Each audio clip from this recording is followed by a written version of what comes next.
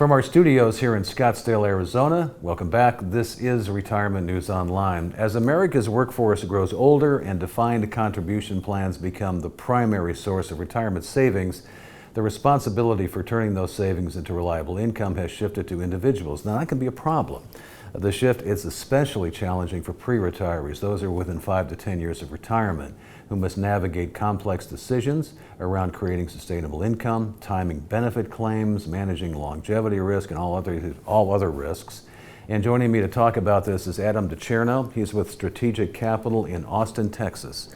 So Adam, going back to the retirement income strategy, or retirement planning in general, when should you start that?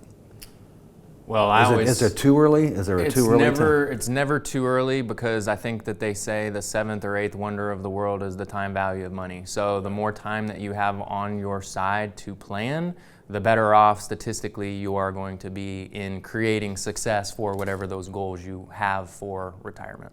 And so, you work with a lot of people who are in this particular time frame.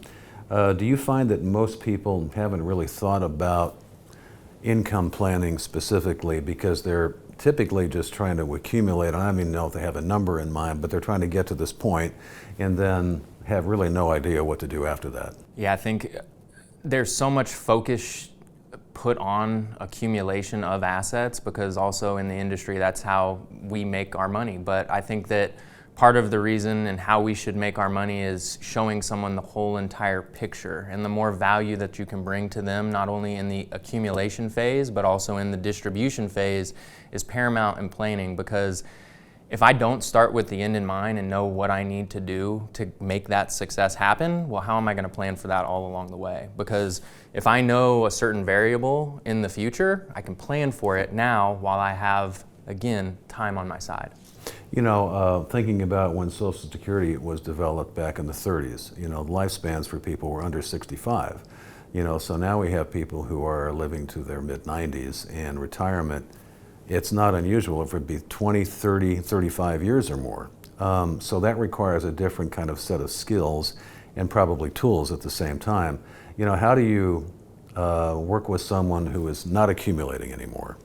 They have to have sustainable income, but we have to protect, but we have to grow at the same time, because we need to do that if it's going to be 30 or 35 years. It's a balancing act.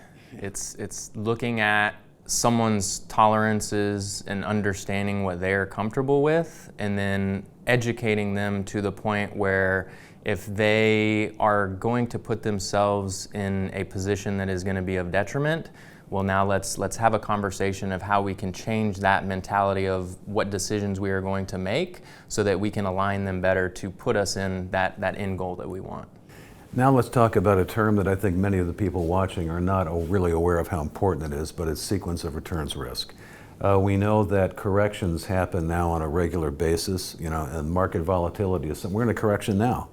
At the time of this interview, and we're in a war. Mm-hmm. And we've got all kinds of other challenges and actual headwinds going on. So sequence of returns risk is the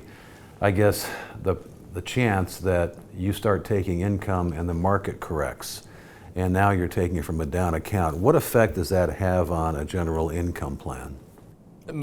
Most of the focus is always on rate of return and not sequence of returns. And if you don't focus on sequence of returns, which is more important in many aspects than the actual return itself, you could have a plan that blows up the first year that you're starting to decumulate those assets. If, like you had just mentioned, we have a down year in the market, the first year that I need to start drawing from my principal, well, my principal base is now smaller for the perpetuity or for the next few years of when I need to start drawing on those assets and create income for myself. So if a situation like that happens further down the road of when you are retiring and drawing your assets out, there are a lot more ways to plan around that type of situation than if it happens initially right off the bat. So the time, even though we're not of the age of when we're going to retire today, it's going to happen in the future. So if we can plan for that now and give ourselves more and more time.